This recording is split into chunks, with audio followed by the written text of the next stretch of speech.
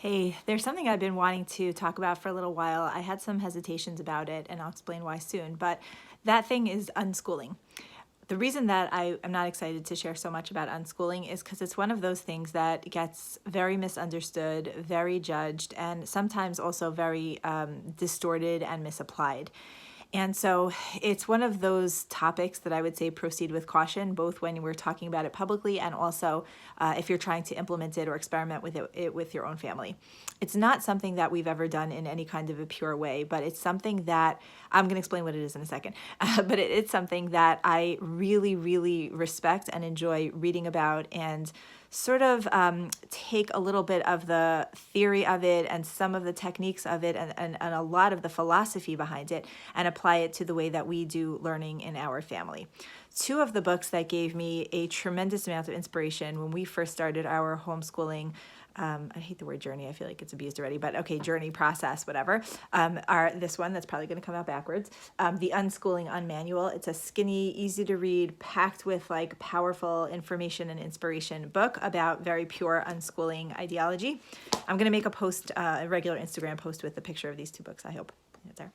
And this one, the Teenage Liberation Handbook, How to Quit School and Get a Real Life in Education by Grace Llewellyn. The Unschooling Unmanual is more of an anthology. It's a bunch of different writers. Really good stuff. And the gist of unschooling is predicated on the belief, I think the reality, that children are born curious and wanting to learn. Think about your little like 6-month-old, 1-year-old, 1.5-year-old, 2-year-old, right? These little kids, all they do is explore. They are scientists. They crawl around. They hold things. They grab things. They get excited by new stimulus. Like if they put something in front, even a newborn baby is fascinating. They habituate to a stimulus. So if they're looking at something and then you change what they're looking at, they like, you could see like their eyes and when they used to scan babies' brains before they realized how unethical that was in research, they would see that they would like, the babies would change their attention and their focus based on new stimulation. Humans are wired for curiosity and for learning, for creativity and for absorbing knowledge and processing it and organizing it. So it's an instinct. It's a natural human desire and pleasure to learn about the world, to collect information and categorize it and apply it. So what happens very often when we send our kids to school is that the joy of that natural curiosity becomes sort of blunted by the fact that it has become mandatory, by the fact that it's become artificial and prescribed and passive and sometimes associated with coercion and shaming and a whole bunch of other things that make people not enjoy school. There's another book called Why Kids Hate School that also gets into this, but it's not specifically about unschooling. So today I'm talking mainly about the idea of unschooling. So unschooling relies on the idea that children are born curious, they're born asking why, they're born asking what, they're born wanting to know, they're born genuinely getting excited. Picture little kids when you tell them stories, when you tell them, even when you explain things, they're like, but why? But what's that? But how come? But right? So they really do love to learn. And unschooling sort of capitalizes on children's natural curiosity and takes a very creative, very unstructured, very collaborative approach to educating children according to Proverbs, like educate, Chanoch lanar al pi darko, educate a child according to his way so that they won't want to deviate from learning.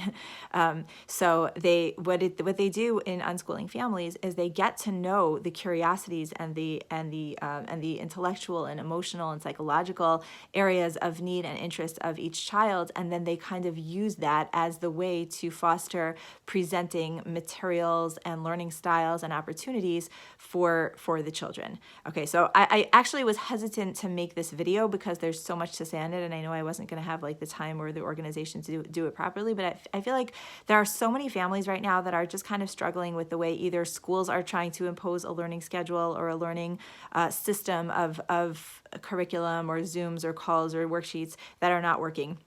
And they're feeling so guilty about the fact that their kids are sort of in free fall, just kind of like reading, watching, talking about, thinking about, exploring what's on their minds. And I'm not saying that that's called unschooling, right? There's a difference between neglecting your child completely and unschooling. But But the idea of unschooling, the idea that children can be self-directed, that they can be what we call autodidactic, they can learn by themselves by asking their own questions, is something that might be an interesting avenue, even temporarily, for certain families to pursue if it's proving impractical and unrealistic to proceed with a prescribed, structured learning program that doesn't seem to be working well. So I'm going to go ahead and make that Instagram post with those 2 books so that people will know what they are. If you want to take a look at them, Amazon has this really great feature where you can look inside, or you can sample the content of a book and see if it speaks to you. But even if you don't want to read a whole book, or if you don't have time to read a whole book right now, you can Google, do a search of the word unschooling, and specifically the name John Holt. He's one of the primary names associated with unschooling, and you can start researching for free online information about this very sort of out of the box and creativity based, child centered way of doing learning. Wishing everybody a safe and wonderful day.